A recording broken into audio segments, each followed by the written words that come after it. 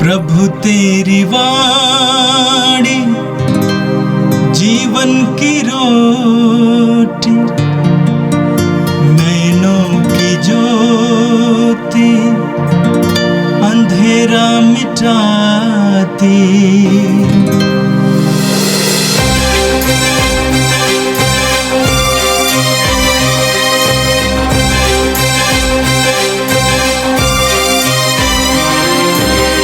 प्रभु तेरी वाणी जीवन की रोटी, नैनों की ज्योति अंधेरा मिटाती। प्रभु तेरी वाणी जीवन की रोटी, नैनों की ज्योति अंधेरा मिटाती। वाणी वाणी वाणी वाणी वाणी पवित्र है, शाश्वत है, जीवन का मन्ना है।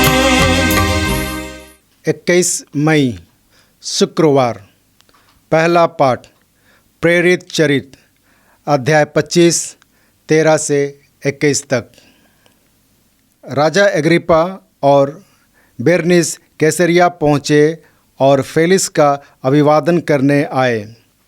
वे वहाँ कई दिन रहे और इस बीच फेस्तुस ने पौलुस का मामला राजा के सामने प्रस्तुत करते हुए कहा, फेलिक्स यहाँ एक व्यक्ति जो बंदी गृह में छोड़ गया है। जब मैं यरूशलेम में था तो महाराजाओं तथा नेताओं ने उस पर अभियोग लगाया और निवेदन किया कि उसे दंडाज्ञा दी जाए। मैंने उत्तर दिया, जब तक अभियुक्त को अभियोगियों के आमने सामने ना खड़ा किया जाए और उसे अभियोग के विषय में सफाई देने का अवसर ना मिले, तब तक किसी को प्रश्न करने के लिए अभियुक्त को उसके हवाले कर देना। यह रोमियों की प्रथा नहीं है, इसलिए वे यहाँ आए और मैंने दूसरे ही दिन अदालत में बैठकर उस व्यक्ति को बुला भेजा। किंतु जिन अपराधों का मुझे अनुमान था उसके विषय में उन्होंने उस पर कोई अभियोग नहीं लगाया। उन्हें केवल अपने धर्म से संबंधित कुछ बातों में उससे मतभेद था और यीशु नाम का व्यक्ति के विषय में जो मर चुके हैं, किंतु पौलुस जिनके जीवित होने का दावा करता है। मैं यह वाद विवाद सुनकर असमंजस में पड़ गया। इसलिए मैंने पौलुस से पूछा कि क्या तुम यरूशलेम जाने के लिए तैयार हो, जिससे वहाँ इन बातों के विषय में तुम्हारा न्याय किया जाए। किंतु पौलुस ने आवेदन किया कि सम्राट का फैसला हो जाने तक उसे बंदी गृह में रहने दिया जाए।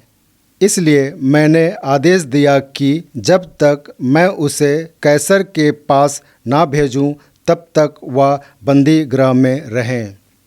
यह प्रभु की वाणी है। संत यूहन्ना के अनुसार पवित्र सुसमाचार अध्याय 21 वाक्य 15 से 19 तक।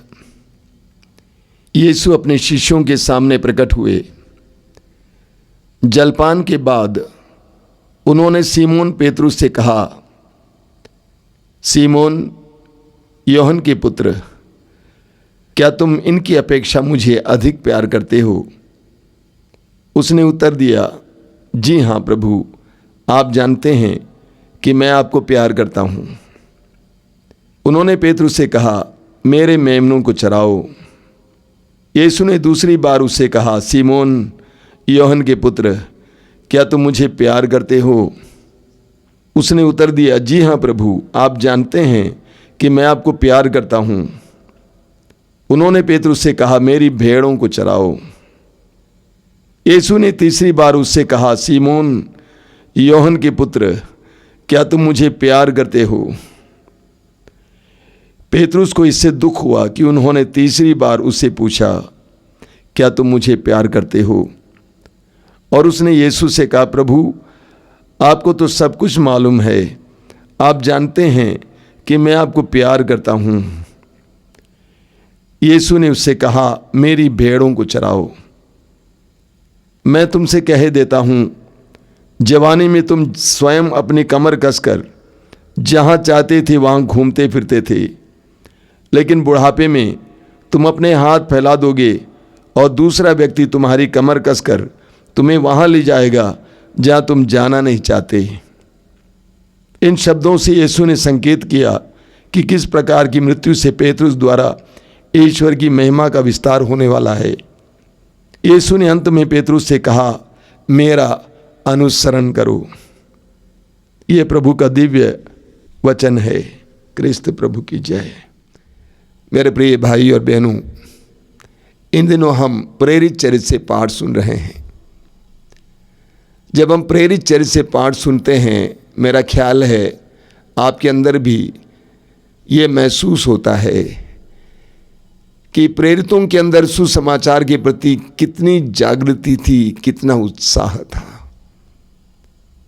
और सुसमाचार के प्रचार के लिए वे कितने समर्पित थे, यीशु को कितना प्यार करते थे।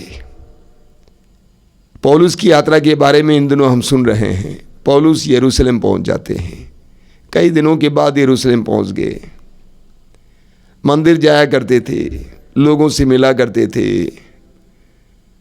और पौलुस को देखते ही धर्म सभा के लोग परेशान हो गए, महासभा के लोग परेशान हो गए, धर्मगुरु परेशान हो गए,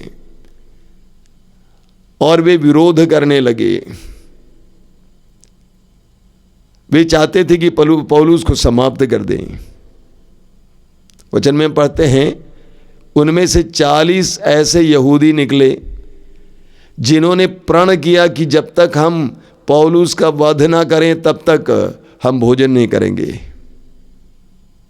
और इसकी खबर पौलुस के भांजे को मिली। उसने आकर पौलुस से कहा। पौलुस ने उस भांजे को चुपके से कप्तान के पास भेज दिया। कप्तान ने उस लड़के से कहा कि तुम इस बात को छुपा के रखना, और कप्तान ने पौलुस को वहाँ से कुछ सैनिकों के सहारे जेरूशलेम से बचाकर कैसरिया लेके आते हैं और वहाँ राज्यपाल के पास रखते हैं। बड़े विरोधाभास की बात है। यहूदी लोग अपने आप को ईश्वर की चुनी हुई प्रजा मानते थे, अपने आप को विशुद्ध शुद्ध लोग समझते थे। यहूदी लोग अपने आप को ईश्वर की प्रजा मानते थे, ईश्वर के नियमों का पालन करने वाले मानते थे। उन्हीं यहूदियों ने पौलुस को मार डालने की साजिश बनाई। सोचिए, प्रण लेते हैं कि जब तक हम उसको नहीं वध करेंगे तब तक हम भोजन नहीं करेंगे। ईश्वर की प्रजा का वो धर्म, ईश्वर की प्रजा एक निरपराधी के रक्त के लिए रो रही है, चिल्ला रही है। दूसरी तरफ हम देखते हैं कि रोमी सम्राट के शासक प्रशासक पौलुस को बचाना चाहते हैं, क्योंकि उन्होंने कहा कि न्याय के अनुसार पौलुस ने कोई ऐसा अपराध नहीं किया है जिसके कारण उसको प्राणदंड की सजा सुनाई जाए।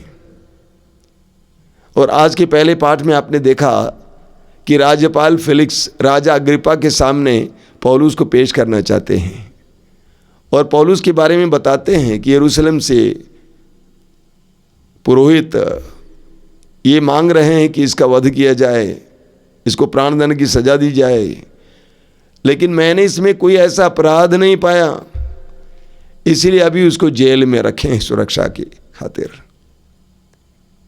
आज भी हमारे समाज में ये देखने को मिलता है। धर्म के नाम पर, धर्म के नाम पर, परंपराओं के नाम पर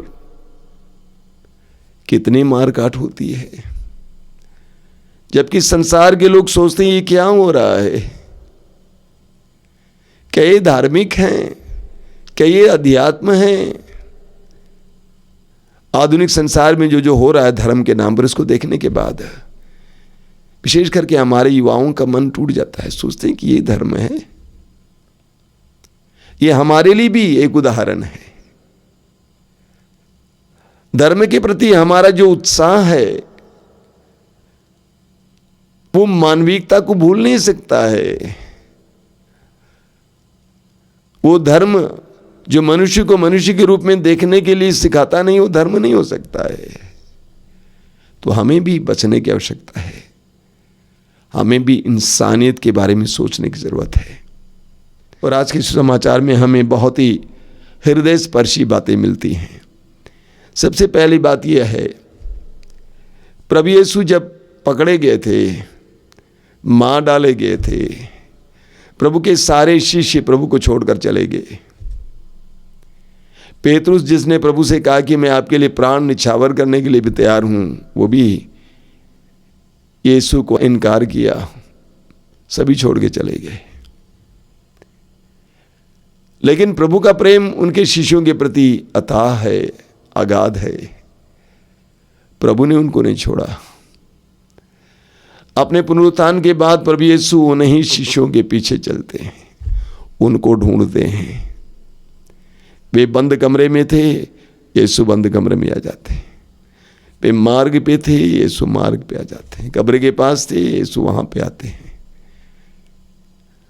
अब झील के तट पे हैं, यीशु वहां पे भी आ जाते हैं। सुबह के समय यीशु तट पर आ जाते हैं।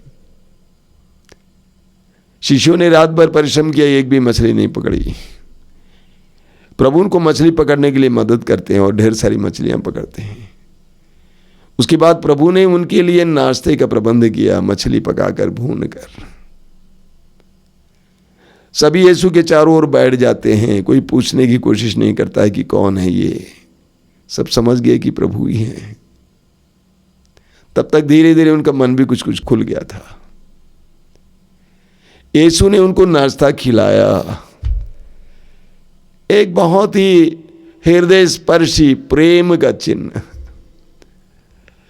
जिस यीशु को उन्होंने छोड़ दिया था, त्याग दिया था, इनकार किया था, वही यीशु अभी उनको नाश्ता खिला रहे हैं। उसके बाद प्रभु यीशु पेतरुस से 3 बार एक सवाल करते हैं। सुसमाचारों में हम पढ़ते हैं कि प्रभु यीशु ने पेतरुस को उस समुदाय का अगुवा बनाया था। कि पेतरुस ने कहा कि आप ईश्वर के पुत्र हैं, आप मसीहा हैं, तो प्रभु ने कहा तुम चट्टान, उस चट्टान पर मैं अपनी कलीसिया का निर्माण करूंगा। पेतरुस उनका अगुवा हुआ था। प्रभु यीशु फिर उसी पेतरुस को सबके सामने मुख्य चरवाहे के रूप में नियुक्त करना चाहते हैं, भेड़ों को चराने के लिए, भेड़ों को खिलाने के लिए। लेकिन उससे पहले पेतरुस से एक सवाल करते हैं। वो सवाल क्या है? सीमोन योहन के पुत्र, यानी एक व्यक्तिगत सवाल है। उनके पिता का भी नाम लिया जाता है, सीमोन योहन के पुत्र, क्या तुम मुझे इन सब की अपेक्षा ज्यादा प्यार करते हो? क्या सवाल है? सीमोन योहन के पुत्र, क्या तुम इनकी अपेक्षा मुझे अधिक प्यार करते हो? पेतरुस ने कह दिया कि हाँ प्रभु, आप जानते हैं कि मैं आपको प्यार करता हूं, सच्चाई है। हालांकि उसने यीशु को छोड़ा था डर के मारे, लेकिन वो वास्तव में प्यार करता था। उसने सब कुछ छोड़ा था यीशु के लिए। प्रभु के सवाल में कई अर्थ हैं। सबसे पहला अर्थ है, क्या तुम मुझे इन सब की अपेक्षा मुझे अधिक प्यार करते हो? यानी प्रभु पूछना चाहते हैं कि पेतरुस बताओ, जितना प्रेम तुम्हारे अन्य भाई लोग मुझसे करते हैं, क्या उससे ज्यादा तुम प्यार करते हो? तुम मेमनों को चराने लायक हो।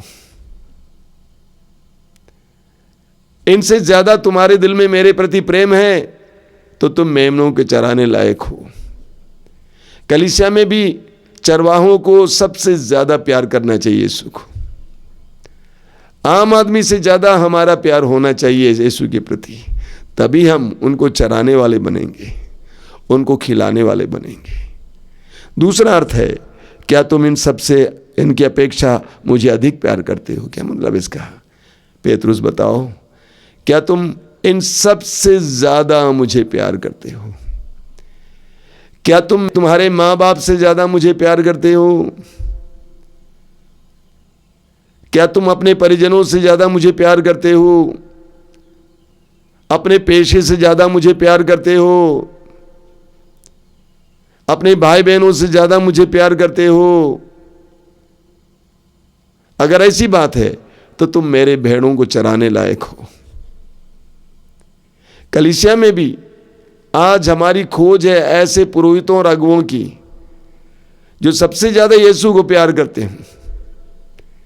सोच लीजिए उस व्यक्ति को, उस पुरोहित या उस अगुआ के बारे में सोचिए जो अपने ही शरीर के बारे में ज्यादा सोचता है, अपने परिवार को ज्यादा प्यार करता है, अपने ही स्वास्थ्य को ज्यादा प्यार करता है, अपने नाम को ज्यादा प्यार करता है, अपनी डिग्री को ज्यादा प्यार करता है, वह मेमनों को चरा नहीं पाएगा।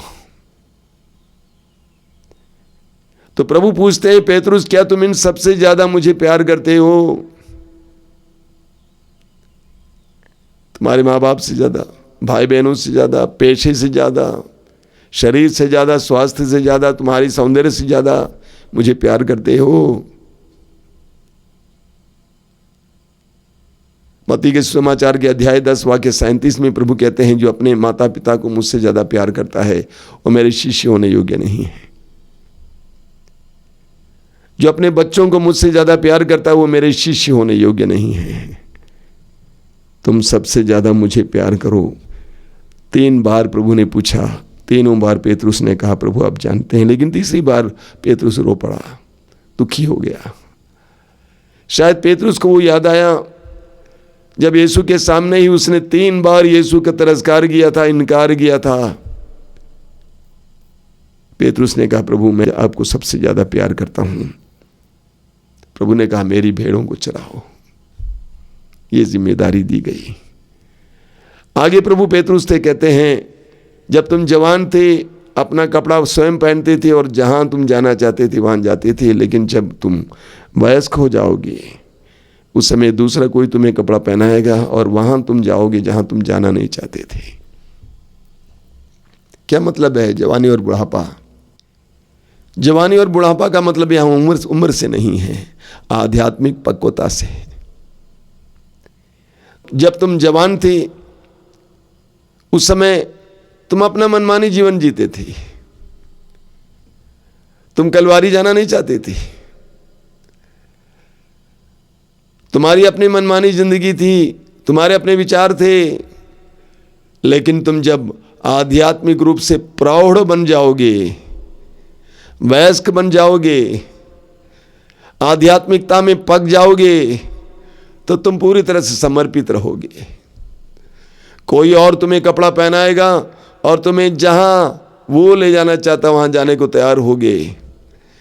पूरी तरह से समर्पित हो जाओगे, पवित्र आत्मा के अधीन हो जाओगे। पवित्र आत्मा जहां तुम्हें ले जाना चाहता वहां जाओगे। बहुत गहरी बात है। अंत में प्रभु ने पेतरुस से कहा, पेतरुस मेरा अनुसरण करो, मेरा अनुसरण करो, मेरे पीछे चले आओ। मैं तुम्हारे लिए अगुआ हूं, मैं तुम्हारे लिए चरवाहे का अगुआ हूं। मैं भी चरवाहा हूं, मैंने स्वयं कहा मैं भला चरवाहा हूं। मेरा अनुसरण करो। मेरे प्रिय भाई और बहनों, हम सभी के लिए बहुत ही हृदय स्पर्शी बातें हैं ये। हम सभी लोग किसी न किसी तरह से अगुआ हैं। परिवार का अगुआ, स्कूल में अगुआ, कॉलेज में अगुआ, कलीसिया में अगुआ। प्रभु ने पेतरुस से जो सवाल किया वो प्रभु आज हमसे भी करते हैं। हम भी प्रभु को सबसे ज्यादा प्यार करें, बाकी सब दूसरा। सबसे ज्यादा प्रभु से प्यार करें और अपनी पत्नी को प्रभु में, पति को प्रभु में, बच्चों को प्रभु में, माँ बाप को प्रभु में। ये एक संतुलित अध्यात्म है। आइए हम प्रार्थना करें। प्रभु यीशु तेरे इन पवित्र वचनों के लिए धन्यवाद देते हैं। आज के सुंदर दिन के लिए धन्यवाद देते हैं। प्रभु तूने हमारे सामने बहुत सारी बातें रखी हैं, चुनौतियां रखी हैं, पालन करने के लिए कृपा दीजिए। इस दुनिया में सबसे ज़्यादा तुझे प्यार करने और बाकी सबको तुझ में प्यार करने की कृपा दीजिए। हे प्रभु यीशु, इन वचनों को सुनने वाले मेरे भाई बहनों को आशीर्वाद देना। आज उनके जीवन में विशेष अनुग्रह और आशीष उन्हें प्राप्त हों। वे जो भी कार्य करें वहाँ पर तेरे आत्मा के सामर्थ्य के द्वारा उन्हें सहायता मिले। उनके आंसुओं को पोंछ देना यीशु, उनको आनंदित करना, उनको स्पर्श करना, शारीरिक और मानसिक चंगाई प्रदान करना। हमारी इस प्रार्थना को ग्रहण करना यीशु, आमीन। प्रभु तेरी वाणी जीवन की रोटी, नैनों की ज्योति अंधेरा मिटाती। वाणी वाणी वाणी वाणी